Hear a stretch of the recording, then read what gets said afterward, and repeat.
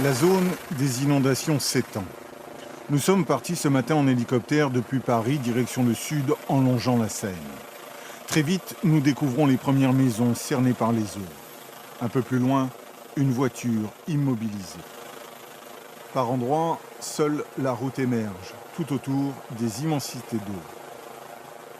Il est souvent difficile pour nous de savoir exactement où se trouve le lit du fleuve. Seul l'alignement des péniches semble indiquer la bordure des rives.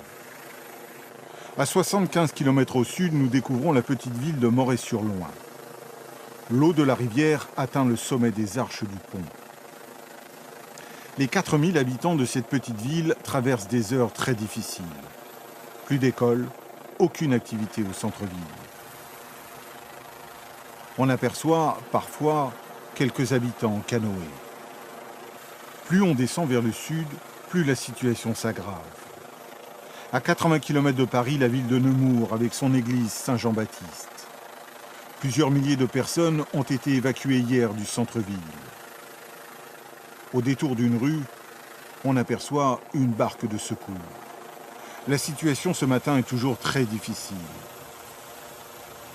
Des immeubles entiers sont encerclés par les eaux. Quelques bateaux de secours patrouillent. Un peu plus loin devant nous, les quartiers pavillonnaires. Il faudra des jours avant que la ville ne retrouve son visage habituel. Les dégâts sont considérables.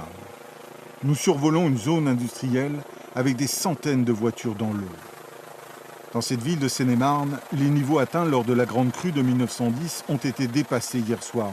4,25 m en 1910, 4,59 m ce matin. Sous nos yeux, cette image d'un homme qui remonte en canoë une des rues de la ville. À l'heure actuelle, tout le département reste classé en vigilance rouge.